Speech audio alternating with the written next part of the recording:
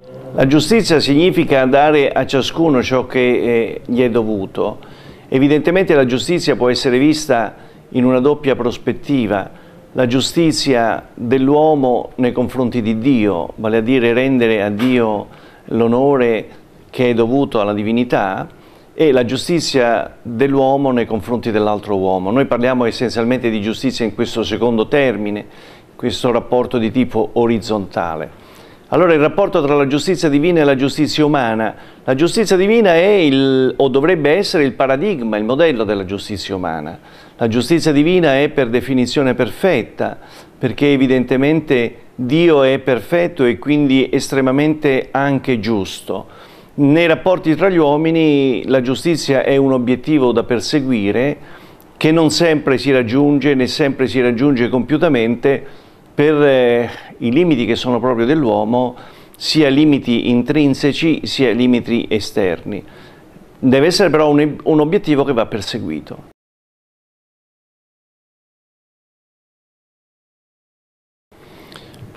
Una delle idee centrali della dottrina sociale della Chiesa sulla giustizia è che la giustizia è un elemento essenziale per un ordinato vivere sociale. Non vi è una buona società, non vi è una pace sociale se non vi è giustizia.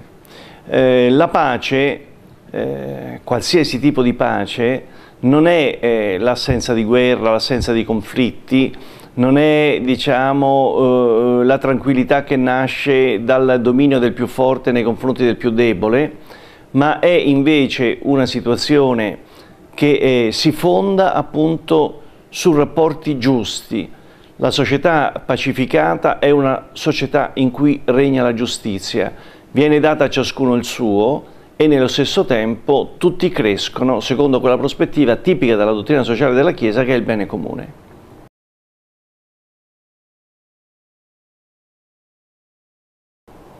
San Tommaso è stato il grande teorico per quanto riguarda il pensiero cristiano in materia di giustizia. Da questo punto di vista non è stato solo un grande teologo, ma è stato anche un grande filosofo.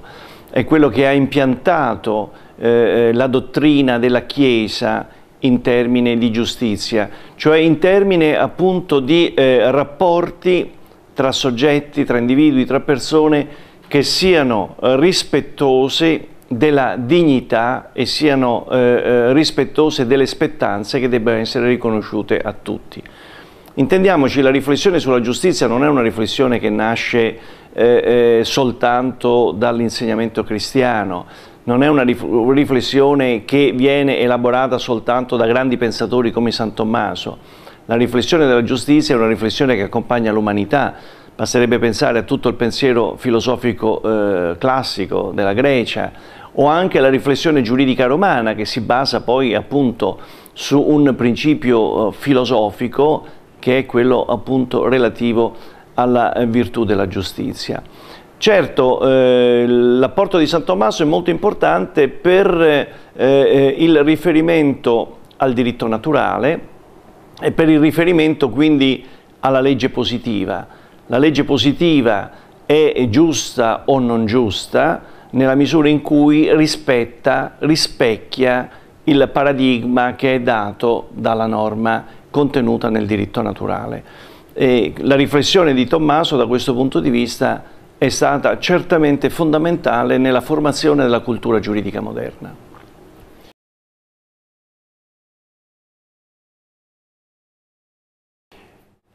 Io credo che occorra, fermo restando che il diritto naturale c'è, va sostenuto e va difeso, occorra una, come dire, riconcettualizzazione. Se noi pensiamo o presentiamo il diritto naturale come forse si faceva nel passato, una sorta di legge immutabile che sta in un non conosciuto iperuranio, evidentemente la società contemporanea, la cultura contemporanea non ci segue su questo terreno. Se noi presentiamo il diritto naturale come la struttura interna dell'essere dell'uomo e dell'essere della società, allora io credo che il discorso sul diritto naturale può essere un discorso condiviso. Un terreno concreto che presenta anche problematicità e difficoltà, ma che ha diciamo, attinenza stretta con le tematiche del diritto naturale, è quello dei diritti umani. Non a caso, da parte della migliore dottrina filosofica o filosofico-giuridica di impostazione cattolica, si dice, si è sostenuto che i diritti umani sono il nuovo nome, il nome moderno del diritto naturale. Certo, anche qui si apre il problema, ma quali diritti sono ascrivibili ai diritti umani? Quali sono quei diritti che sono naturali perché propri di ogni uomo, in ogni tempo, in ogni luogo, sempre, dappertutto e per tutti, e quali invece sono legati a forme storiche, a forme contingenti e quindi non sono qualificabili come diritti umani, quindi non sono, diciamo, anche una traduzione sul terreno del diritto positivo di un principio di diritto naturale.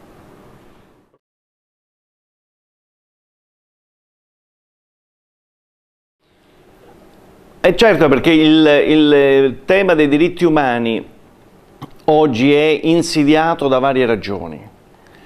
Innanzitutto il fatto che abbiamo nella nostra società notoriamente un relativismo e un pluralismo di posizioni in ordine al fondamento dei diritti umani, che significa sostanzialmente svuotare i diritti umani del loro contenuto appunto giusnaturalistico.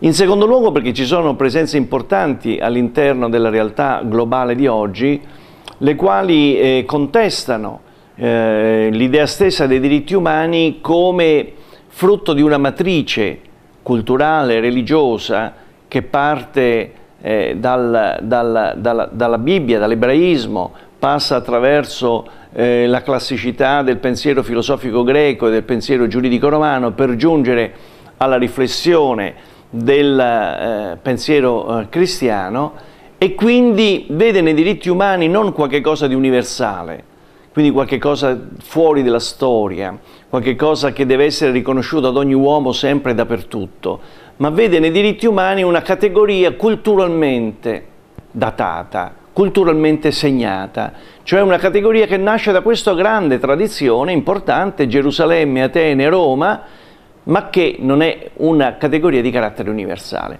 Questi sono i pericoli che oggi incontra il discorso sui diritti umani.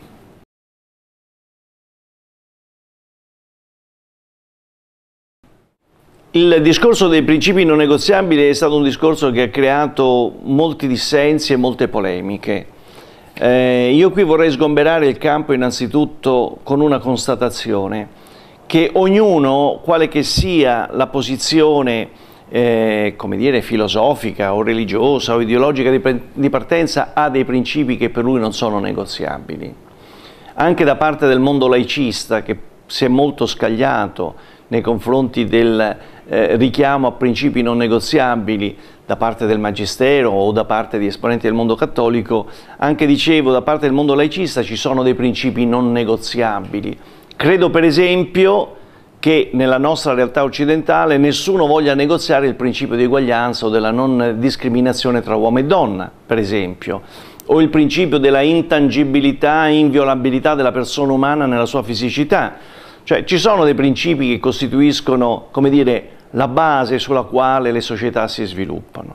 Detto questo, è evidente che un cattolico non può non avere come dire, come base di partenza dei valori che poi si traducono in principi sul piano strettamente giuridico, per i quali deve battersi, deve difendere, che deve cercare di promuovere. Certo, nell'agone politico o nell'agorà pubblica, non attraverso ragionamenti di fede, perché il discorso di fede distingue, in qualche modo divide, non tutti condividono la stessa fede, ma attraverso motivazioni di ragione. E le motivazioni di ragione per difendere la vita, per difendere la dignità della persona, per difendere la persona sin dal momento del concepimento e fino al momento della morte naturale, ci sono e come. La vera sfida che aspetta i cattolici nel futuro è quello di saper argomentare sempre meglio, con ragioni di ragione, quelli che sono le posizioni che nascono dai cosiddetti principi non negoziabili.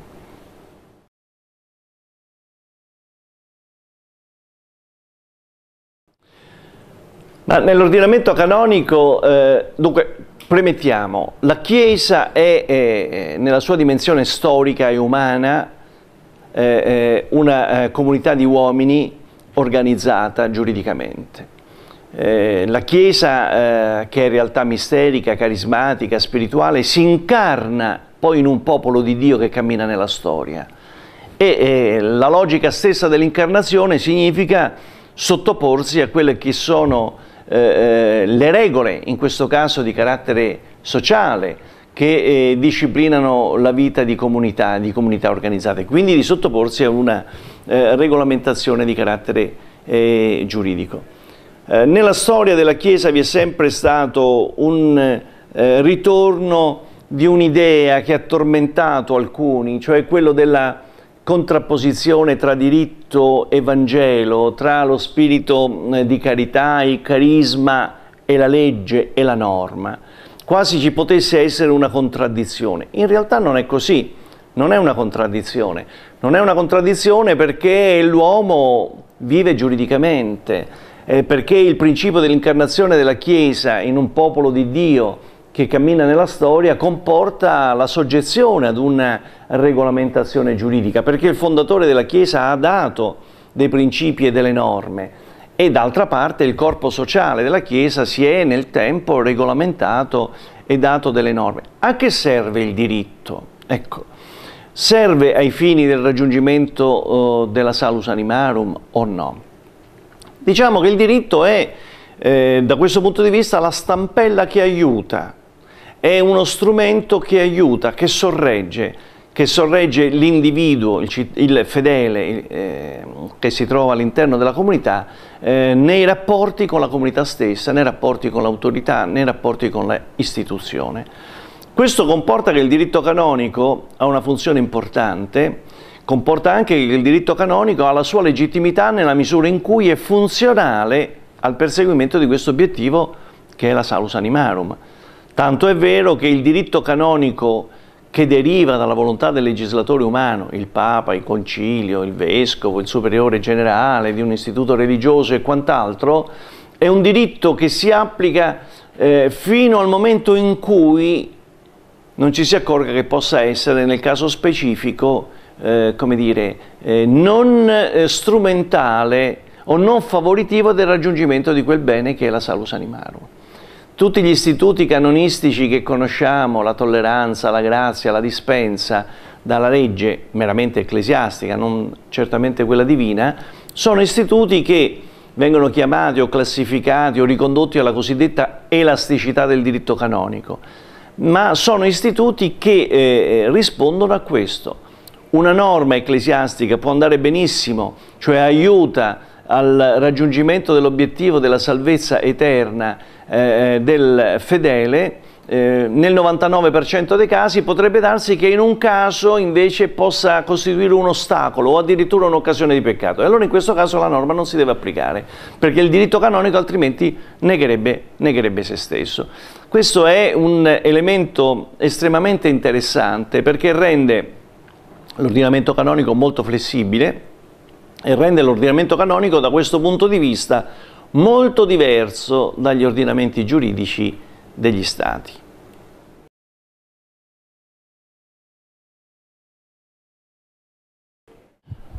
Ma diciamo, rapporti fra giustizia e carità, non c'è dubbio che la giustizia è la prima forma di carità. Non c'è una contrapposizione tra carità e giustizia, però certo ci muoviamo su piani diversi.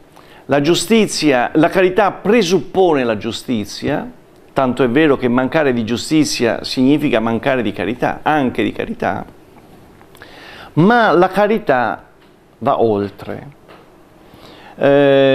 Giustizia significa dare appunto a ciascuno ciò che gli è dovuto, carità è andare oltre a ciò che gli è dovuto, dare qualche cosa in più, qualche cosa a cui non si è dovuti o non si è tenuti. Il Vangelo da questo punto di vista è chiarissimo e in moltissime pagine lo mette in evidenza. C'è una pagina famosa in cui si dice: ma se uno ti chiede il mantello, la tunica, dagli anche il mantello, se uno ti chiede di fare 1 chilometro con lui, farne 2 e così via. cioè date senza sperare di ricevere in cambio. Ecco, per dire, la carità va oltre. La giustizia significa, per esempio, dare la giusta mercede a chi ha lavorato per noi. La carità significa guardare se questo, nonostante la giusta mercede, non possa avere bisogno di qualche cosa di più. La giustizia indica un rapporto eminentemente giuridico. La carità implica un rapporto che va più profondamente nell'ambito dell'uomo. Giustizia è non uccidere l'altro, non ferire l'altro, non rubare l'altro all'altro. La carità è andare ben oltre, amare anche chi ti perseguita. L'esempio del Signore è stato proprio questo: ha amato anche coloro che lo hanno perseguitato. Padre, perdona loro perché non sanno quello che fanno. È qui il punto, diciamo, di discrimine tra il piano della carità e il piano della giustizia.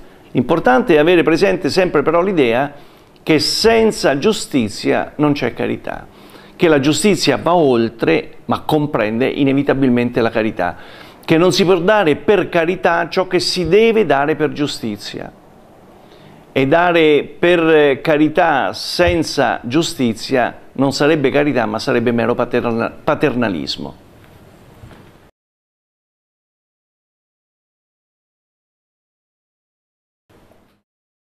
Io credo che il messaggio che posso, diciamo, lanciare a conclusione di queste brevissime riflessioni è il messaggio seguente. Il discorso sulla giustizia non è un discorso che riguarda soltanto chi studia diritto o materie affini. Il discorso della giustizia è un discorso di carattere generale.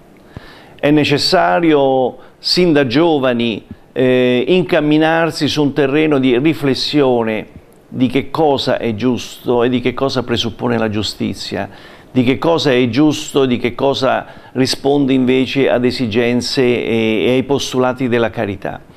Credo che le grandi divisioni, le grandi difficoltà, le grandi contrapposizioni che notiamo nel mondo contemporaneo, non solo nel nostro paese ma in tutti i paesi, nascono in sostanza dal deficit di rapporti giusti. Anche le tensioni internazionali sono fondate su questo, quindi la giustizia è un bene da recuperare innanzitutto a livello di sensibilità e di cultura e poi evidentemente a livello di esperienza, e questo non possono che farlo in maniera primaria proprio coloro che si affacciano con i loro studi al momento dell'impegno professionale nella vita.